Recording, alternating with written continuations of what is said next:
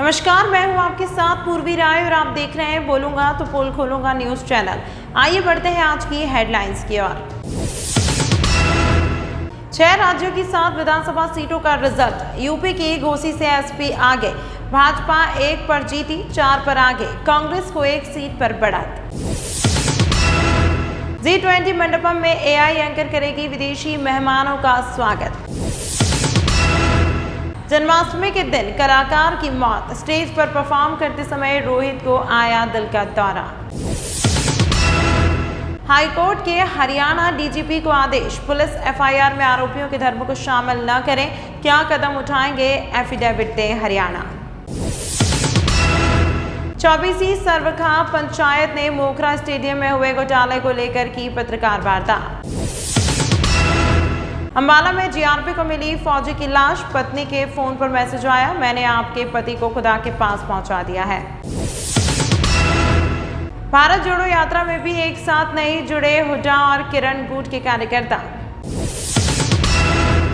नमस्कार, मैं हूं आपके साथ पूर्वी राय और आप देख रहे हैं बोलूंगा तो पोल खोलूंगा न्यूज चैनल। 6 राज्यों की 7 विधानसभा सीटों के उपचुनाव के नतीजे आने शुरू हो गए हैं। इन सीटों पर 5 सितंबर को वोटिंग शुरू हुई थी। इनमें उत्तर प्रदेश की घोसी, उत्तराखंड की बागेश्वर, बंगाल की धूपगुड़ी, झारखंड की डुमरी, केरल की पुथुपल्ली और त्रिपुरा की धनपुर और बक्सानगर सीट शामिल है। इलेक्शन कमीशन की वेबसाइट के मुताबिक त्रिपुरा की 2 सीटों में से धनपुर सीट पर बीजेपी ने जीत दर्ज कर ली है। सुबह 11:30 बजे तक त्रिपुरा की दूसरी सीट पर भी बीजेपी के प्रत्याशी आगे हैं। इसके अलावा झारखंड, बंगाल और उत्तराखंड की एक सीट पर बीजेपी बढ़त बनाए हुए है। उत्तर प्रदेश की घोसी सीट से समाजवादी पार्टी, केरल में कांग्रेस आगे चल रही है। इन 7 विधानसभा सीटों में से 5 सीट घोसी यूपी, बागेश्वर उत्तराखंड, डुमरी झारखंड, बक्सानगर और धनपुर त्रिपुरा पर INDIA गठबंधन एक साथ चुनाव लड़ रहा है। बंगाल के धूपगुड़ी और केरल के पुथुपल्ली सीट पर INDIA गठबंधन की पार्टियां एक दूसरे के खिलाफ मैदान में हैं। G20 सम्मेलन में भारतीय संस्कृति और डिजिटल ग्रोथ का अद्भुत मेल देखने को मिल रहा है। प्रवेश द्वार पर देसी अंदाज में सजी एंकर भी विदेशियों से उनकी ही भाषा में बात करती दिखेंगी। G20 समिट के लिए दिल्ली तैयार है। समिट स्थल यानी भारत मंडपम में 9 से 10 सितंबर को G20 मेगा इवेंट होगा। इसमें दुनिया भर से आए दिग्गजों का स्वागत भी आम सा नहीं बल्कि खास होगा। AI एंकर मेहमानों को भारत के स्वर्णिम इतिहास, लोक संस्कृति का दर्शन कराएंगी। हॉलो बॉक्स में साड़ी पहन नमस्ते कह करेंगी विदेशियों का स्वागत। चेहरा डिटेक्ट कर बताएंगी कौन से देश के हैं और क्या है नाम। 30 सेकंड में ही मदर ऑफ डेमोक्रेसी के बारे में बताएगी AI एंकर। भारत के लोकतांत्रिक सफर की कहानी सहजता से कम शब्दों में बताएगी AI एंकर। मंडपम में प्रवेश के साथ ही भारतीय परिधान में सजी धजी AI एंकर देश दुनिया से आए वर्ल्ड लीडर्स का इस्तकबाल करेंगी। उन्हें 30 सेकंड में मदर ऑफ डेमोक्रेसी से इंट्रोड्यूस कराएंगी, फिर उन्हें उन्हीं की जुबान में डिजिटल इंडिया एग्जीबिशन की ओर बढ़ने का न्योता देंगी। AI एंकर को हॉलो बॉक्स में प्लेस किया गया है। एडवांस वॉइस क्लोनिंग टेक्नोलॉजी का प्रयोग किया गया है जो रियल फील देता है। साड़ी में सहज सी दिखती एंकर सामने वाले का चेहरा डिटेक्ट कर फेस रिकॉग्निशन टेक्नोलॉजी उस शख्स का देश और नाम पता कर लेंगी, फिर उन्हीं की भाषा में जवाब देंगी। अंग्रेजी भाषा बोलने वाले से अंग्रेजी में, हिंदी बोलने वाले से हिंदी में और फ्रेंच बोलने वाले से फ्रेंच में ही रिस्पॉन्ड करेंगी। प्रदर्शनी का एक और आकर्षण गीता AI भी है।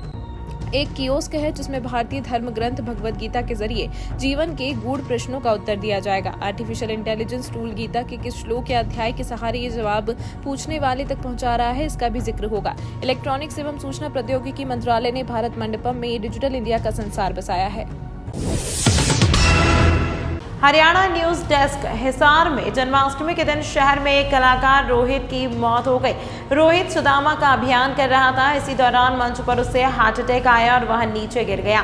उसे अस्पताल ले जाया गया तो चिकित्सकों ने उसे मृत घोषित कर दिया। जानकारी के अनुसार शहर के पड़ाव चौक के पास श्री सत्यनारायण मंदिर में 32 साल का रोहित पिछले कई सालों से जागरण में सुदामा का अभिनय करता था। रात को जन्माष्टमी पर भी वह सुदामा का अभिनय कर रहा था। हालांकि उससे पहले भी हार्ट प्रॉब्लम के कारण 3-4 स्टंट पड़े थे। रात को सुदामा का रोल करते करते उसके सीने में दर्द हुआ और वह नीचे गिर गया। आयोजक उसे अस्पताल लेकर गए लेकिन चिकित्सकों ने उसे मृत घोषित कर दिया। पंजाब एंड हरियाणा हाईकोर्ट ने पुलिस FIR में धर्म शामिल करने का सख्त कदम उठाया है। हाईकोर्ट ने हरियाणा के DGP को नोटिस जारी कर आदेश दिए कि आगे से ऐसा नहीं होना चाहिए। उन्होंने DGP शत्रुजीत कपूर को कहा कि वे एफिडेविट देकर बताएं कि इस संबंध में सुधार के लिए क्या कदम उठाएंगे। हाईकोर्ट ने कहा कि इस तरह की प्रथा पर रोक लगनी चाहिए। इससे पहले पंजाब को लेकर भी हाईकोर्ट इसी तरह के आदेश दे चुकी है। हाईकोर्ट में पंजाब के इसी तरह के मामले में पुलिस ने एफिडेविट दिया। हाईकोर्ट में जस्टिस जे सिंह पुरी अम्बाला के एक व्यक्ति की अग्रिम जमानत याचिका पर सुनवाई कर रहे थे। इसी मामले में हाईकोर्ट ने नोटिस किया कि हरियाणा पुलिस एफआईआर और दूसरी कार्रवाई में आरोपियों के धर्म भी शामिल कर रही थी। उन्होंने कहा कि हाईकोर्ट इसका संज्ञान ले रही है। एफआईआर में आरोपी के धर्म का जिक्र करना गंभीर मामला है। इससे पहले पंजाब में भी एक मामले में ऐसा हो चुका है। हाईकोर्ट ने पुलिस कार्रवाई में जाति को शामिल करने का नोटिस लिया था। 24वीं सर्व खाप पंचायत के सचिव रामफल राठी व मोगरा तपा के प्रधान रामकिशन मोगरा के नेतृत्व में दर्जनों ग्रामीणों ने पत्रकार वार्ता बताया कि गांव मोगरा में बनने वाले स्टेडियम जिसकी घोषणा 2016 में मुख्यमंत्री मनोहर लाल खट्टर ने की थी, जिसका मुख्यमंत्री ने दिल खोलकर करोड़ों का भारी बजट दिया था, लेकिन अपने आप को चीफ इंजीनियर बताने वाले एक व्यक्ति ने ठेकेदार के साथ मिलकर बजट को गोलमोल कर दिया और अब स्टेडियम को बीच में ही छोड़ दिया है। पूछने पर धमकी भरे अंदाज में बात करता है। उन्होंने कहा कि हम जल्द ही उपायुक्त के माध्यम से मुख्यमंत्री को ज्ञापन देंगे। हमारी बेटी साक्षी मलिक ने इस जगह पर ही मेहनत करके गाँव, प्रदेश व देश का नाम रोशन किया है। राहुल ने कहा, हम रूस यूक्रेन जंग पर देश के रुख का समर्थन करते हैं। रूस से हमारे अच्छे रिश्ते हैं। विपक्ष भी इस मुद्दे पर वही स्टैंड लेता जो सरकार ने लिया है। G20 समिट पर राहुल गांधी से मल्लिकार्जुन खड़गे को न्योता न मिलने पर सवाल किया गया। इस पर उन्होंने कहा, सरकार ने ये फैसला लिया है, इससे साबित होता है कि वो देश की 60% जनता का नेतृत्व करने वालों को महत्व नहीं देते। यह सरकार की सोच को भी दर्शाता है। G20 की अध्यक्षता मिलने पर कांग्रेस नेता ने कहा, यह देश के लिए अच्छी बात है। रूस और अमेरिका दोनों देशों के साथ संबंधों से जुड़े एक सवाल पर राहुल ने कहा, भारत एक बड़ा देश है, हमारे कई देशों के साथ संबंध और पार्टनरशिप है। भारत का हक है कि वो जिससे चाहे उससे रिश्ता रख सकता है। अमेरिका के राष्ट्रपति जो बाइडेन G20 शिखर सम्मेलन में भाग लेने के लिए 7 सितंबर गुरुवार को भारत का दौरा करेंगे। अमेरिकी NSA जैक सुलिवन ने बताया, राष्ट्रपति बाइडेन G20 में जा रहे हैं। वह उभरते बाजार भागीदारों के साथ मिलकर बड़ी चीजों के लिए काम करने के लिए प्रतिबद्ध हैं। हमारा मानना है कि दुनिया इस सप्ताह के अंत में नई दिल्ली में यही दिखेगी। अमेरिका की G20 के प्रति प्रतिबद्धता कम नहीं हुई है और हमें उम्मीद है कि G20 शिखर सम्मेलन दिखाएगा कि दुनिया की प्रमुख अर्थव्यवस्थाएं चुनौतीपूर्ण समय में भी मिलकर काम कर सकती हैं। इसलिए हम दिल्ली जा रहे हैं। व्हाइट हाउस की ओर से जारी कार्यक्रम के अनुसार अमेरिकी राष्ट्रपति 7 सितंबर को सुबह 2:15 पर व्हाइट हाउस से मरीन एक हेलीकॉप्टर से जॉइंट बेस एंड्रयूज के लिए रवाना होंगे, जिसके बाद 2:35 पर जॉइंट बेस एंड्रयूज से एयरफोर्स 1 से जर्मनी के लिए रवाना होंगे। शुक्रवार को बाइडेन थोड़ी समय के लिए जर्मनी के रामस्टीन पहुंचेंगे, जहां उनके विमान में ईंधन भरा जाएगा, जिसके बाद अमेरिकी राष्ट्रपति जर्मनी से भारत नई दिल्ली के लिए प्रस्थान करेंगे। शुक्रवार को ही जो बाइडेन भारत पहुंच जाएंगे। शुक्रवार शाम 5 बजे के करीब बाइडेन का एयरफोर्स 1 पालम के टेक्निकल एयरपोर्ट पर लैंड करेगा। भारत पहुंचने के बाद वह पीएम मोदी के साथ द्विपक्षीय बैठक में भाग लेंगे। पीएम मोदी के साथ द्विपक्षीय बैठक करने के बाद बाइडेन अगले 2 दिनों तक G20 शिखर सम्मेलन में आयोजित सत्रों में हिस्सा लेंगे और बाद में वह वियतनाम की यात्रा करेंगे। रोहतक के राजीव गांधी विद्युत भवन के सभागार में बिजली उपभोक्ताओं की शिकायतों के निपटारे के लिए कुरुक्षेत्र उपभोक्ता शिकायत निवारण फोरम की बैठक हुई, जिसमें बिजली संबंधित शिकायतों को सुना गया, वहीं बिल विवादों को सुना गया और इस दौरान अधिकारी भी मौजूद रहे। गांव भालोट निवासी राम नारायण ने बताया कि उसके नाम से गांव में 4 बिजली मीटर दर्शाए गए हैं, जबकि उसके पास एक ही बिजली का कनेक्शन है। बिजली मीटर अधिक चढ़ाने के कारण उसका बिजली का बिल भी 70,000 से अधिक आ रहा है। इसके लिए वे अधिकारियों से मिला, लेकिन कोई समाधान नहीं हुआ। उपभोक्ता कुलदीप ने अपनी शिकायत रखते हुए कहा कि उससे कुछ समय पहले 40,000 रुपए का एरियर भरवाया था, जो बाद में उसके बिल में से काटने की बात कही गई, लेकिन अब एरियर जोड़कर ही बिल थमाए जा रहे हैं। अधिकारियों से भी मिल चुके हैं, लेकिन कोई समाधान नहीं हुआ। धक्के खा खाकर परेशान हो चुके हैं। अम्बाला दिल्ली रेल सेक्शन पर गांव शाहपुर के पास रेलवे लाइन किनारे फौजी का शव मिलने से हड़कंप मचा हुआ है। मृतक फौजी की पत्नी के पास मैसेज आया कि पति को खुदा के पास पहुंचा दिया है, पाकिस्तान जिंदाबाद।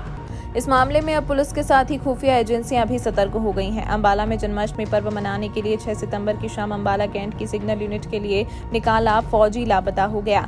3 घंटे बाद फौजी के मोबाइल से पत्नी के मोबाइल पर आए धमकी भरे संदेश से हड़कंप मचा दिया। संदेश को भेजने वाले ने बताया कि मैंने आपके पति को खुदा के पास पहुंचा दिया है, जिसमें आगे पाकिस्तान जिंदाबाद लिखा था।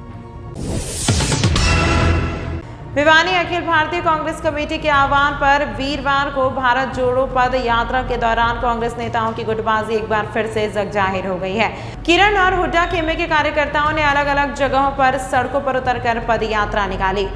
हुड्डा खेमे का नेतृत्व जिला कांग्रेस प्रभारी एवं महेंद्रगढ़ के विधायक राव दान सिंह ने किया। पदयात्रा का पुराना बस स्टैंड, महाराणा प्रताप चौक, पंडित नेकीराम शर्मा चौक, लाला लाजपत राय चौक से होकर निकली और नेकीराम पुस्तकालय में राष्ट्रपिता महात्मा गांधी की प्रतिमा के समक्ष समापन हुआ। विधायक राव दान सिंह ने कहा कि हम सब राहुल गांधी की भारत जोड़ो यात्रा की 7 सितंबर को वर्षगांठ मना रहे हैं। वीरवार को पूर्व मंत्री एवं विधायक किरण चौधरी के आह्वान पर कांग्रेस ने कार्यकर्ताओं ने हांसी रोड स्थित किरण चौधरी के निवास से घंटाघर तक पैदल मार्च निकाला। इसके उपरांत घंटाघर पहुंचकर महान स्वतंत्रता सेनानी पंडित नेकीराम शर्मा की प्रतिमा पर माल्यार्पण कर उनकी जयंती मनाई।